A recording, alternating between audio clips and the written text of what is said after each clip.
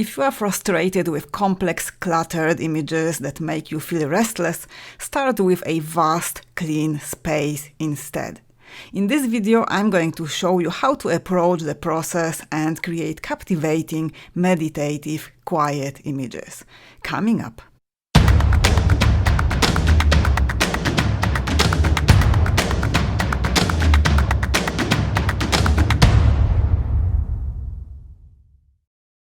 This is Kasia Zmokła. Welcome to my channel, where you will find educational videos to help you grow as an artist and photographer. We are mid-January 2021. Happy New Year, everyone! In one of my recent videos, I've been talking about simplifying busy images with a matte technique, link above. I've compared those quiet, simple images to Japanese prints. John Goddard requested a video that will unfold this concept further, so here we go. So when I've been relating to Japanese prints, I had in mind this sort of imagery. So you can see here that these images are quite simple. There is plenty of empty space. We can relate to this term as negative space, empty space, and this sort of paintings, they support the concept of less is more. So despite the simplicity of these images, we can definitely say that they are dramatic. And this sort of visual effect is what we are going to be looking at today. So winter creates great opportunity for creating dramatic images with the concept of minimalism photography. Okay, so let me jump quickly to Capture One and let's take a look at this image as an example. So first, let's discuss what actually these terms means. What is positive space and what is negative space?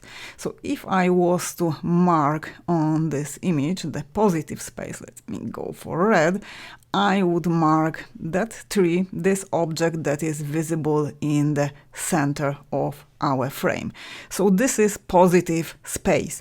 In simple words, positive space is the actual subject of the image. So this is the area in the photo that attracts the viewer's eye. It is the main subject that hooks, that intrigues the composition. This is where the eye goes first. And the negative space is simply everything else. So let me mark it with the blue.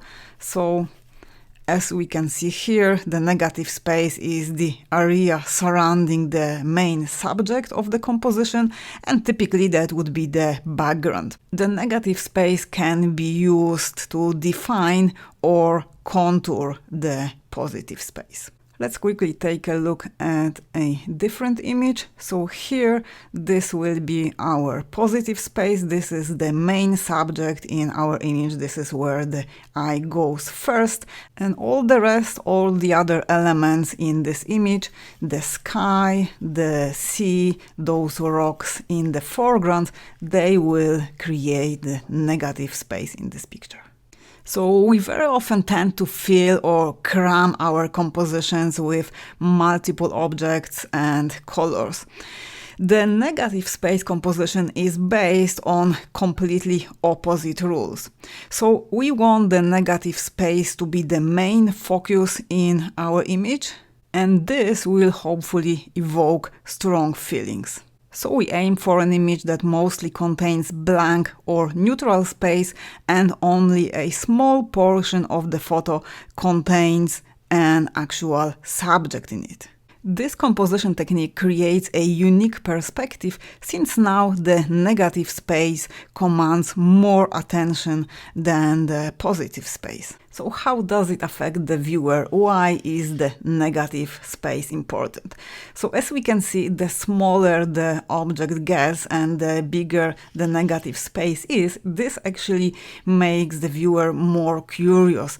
He tends to look at the object more carefully, and he tends to analyze, to look closer at those details. So if we jump over to the other image, the same applies here. By having our subject small in this image and with his face turned away from the camera, we are more curious. We have all these beautiful, very strong, very vibrant colors in the sky. We have the lights here, we have the sea, we have those very dynamic, very strong rocks. However, the eye will always go towards the subject. Our eyes will be always drawn towards human body, and that way we are creating this beautiful tension. However, the image is quiet because of this huge, vast negative space that surrounds the subject. So the psychology behind the negative space in photography is usually to create quiet images. This can be supported with carefully selected colors. So this image in original version obviously had stronger colors, and with color grading aiming for those silverish, very soft, very natural, very muted tones, I'm complementing the concept of minimalism photography. I have managed to create very quiet, very beautiful, very poetic image. So if I would have cropped this photo, let's just quickly take the crop tool. So let's say if I would go for something like this, the image still is okay. However, there is no space, there is no breathing space for the subject. The eye goes towards the model face, the eyes goes towards this strong gesture. However, I feel that before cropping, the image has just stronger potential to keep the viewer's attention. So if we take a look at second image from this series, here I even managed to get rid of those elements from the background, the curtain, the desk. So by creating such a simple composition, the viewer will have much stronger connection to the subject.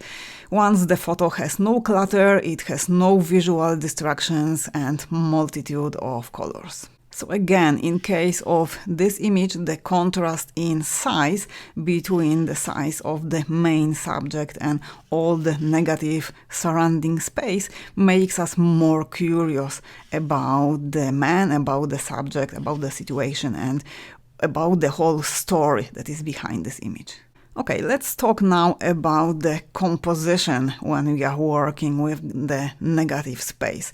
So with negative space photography, those rules that we used to apply, the rule of thirds and so on, typically those rules mostly don't apply. So this makes the whole process simple, but you have to be creative, you have to use your imagination. So you can build the image completely freely. And here I want to give you one tip. So you might be thinking that if you don't have vast empty spaces around you, it will be super difficult to create this sort of images. And my tip is just use the angles. So here I've been taking this image at the beach. However, if I had objects around, if I had trees, the lower I go with my camera, the more I can just get rid of those elements, get rid of those distractions. Of course, that would be super tricky if I would be in New York surrounded by high buildings, by skyscrapers. However, here, just if you go really low with your lens, with your camera, you would be able to get rid of the elements around you, and you can have sky as the background for your subject.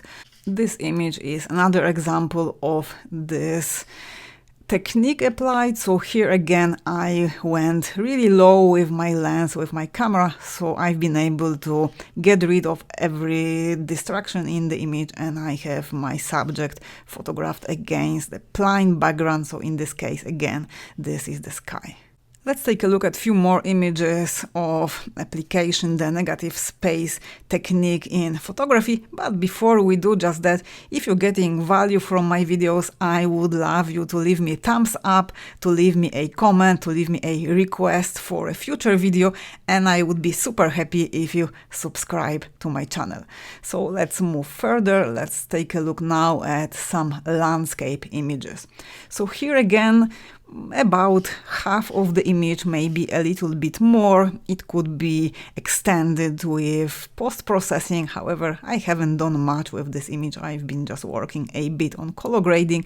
So we have those trees, we have the forest, and even those areas here. I would include them into the negative space because they are plain. They create strong contrast with the bright sky covered with the fog, with the mist here. However, they are plain. There are no subjects that are drawing our attention. So if I was to mark here my positive space, so this will be my main subject, these trees visible here, then the viewer's eye in a natural way would go towards these 3 trees, but then everything else here, this is the negative space that creates this beautiful frame and supports this very quiet atmosphere, very quiet meditative mood in this image. In this series of images, I've been playing with the concept of a reflection, and after I have taken those images, I've been working a bit with tight cropping. And here I would say that again we have beautiful example of negative space. So in this image it's built very simply and it's almost abstract. So we have the water, we have a bit of the foliage, and it creates really nice final result. The middle image was composed differently, however it is super simple. We have the horizon line crossing the frame horizontally right in the middle, and we have these 2 very tall trees in the middle as well. So the composition is super simple and we have plenty of negative space around. Even those trees, even those elements that I would say these are the main objects in my image, I would mark those elements right in the center. They were simplified during the post-processing, and those shapes, they are almost silhouettes against the stormy sky. So we have the main subject, we have the positive space, and the rest in this image, this is negative space. And the third image supports the same principle, less is more. The third image is asymmetric, however we have plenty of empty space, we have plenty of negative space with those very subtle shades, those very subtle ripples that create this very soft, very quiet mood. One more example, wintry image. So here the composition is super simple. So basically it is created by this V shape here, by those trees, and the foliage visible here in the foreground. So this is super simple. Only inside this shape we have the trees, and even them, they are very soft because of the conditions. So we had the snow falling, there was the mist that makes the trees visible here just vanishing in the background. So that's another example of the composition filled in with the negative space. I want to show you 2 more examples, and these are to illustrate the concept that the images built with the negative space technique in mind don't have to include just plain space. They don't have to include just blank space. So as in case of this image, we can see that we can minimize distracting objects in our composition, but we can have plenty of texture. So we can support our composition with interesting texture, but it will be helpful not to include strong colors. So during the post-processing, I have kept that image again in those silverish, sort of cool, quiet tones, and this helps me to keep the emphasis on the texture and to maintain the quiet mood.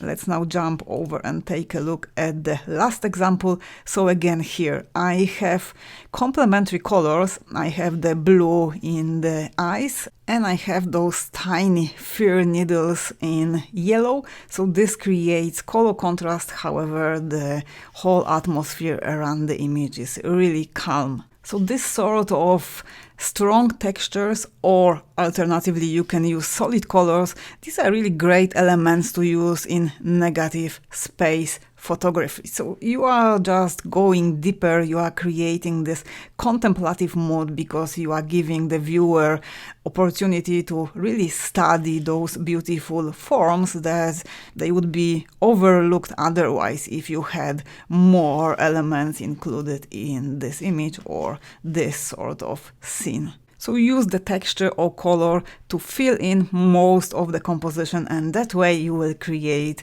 a negative space.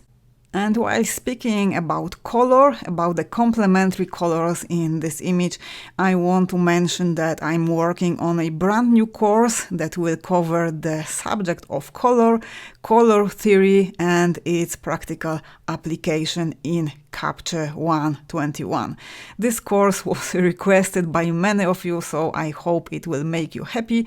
If you are curious about the project and would like to get more information, please follow the link in the description. And going back to the negative space photography, I would like to show you one of my favorite artists, one of my favorite photographers. So this is Michael Kenna. You can just go to pinterest.com and type in here Michael Kenna, so that way you can study his work. As you can see, there are plenty of very beautiful, amazing examples of minimalism photography. So Michael Kenna for sure loves the idea of less is more. So you can just scroll, you can take a look at these images, you can analyze how they are composed. They are very, very simple, but the simpler they are, the more dramatic they are and the more beautiful they are. So thank you very much for watching. This was Kasia Zmokła from Digital Art Classes. Again, all the best in 2021, and I will see you soon in the very next video. Thanks for watching and see you by now.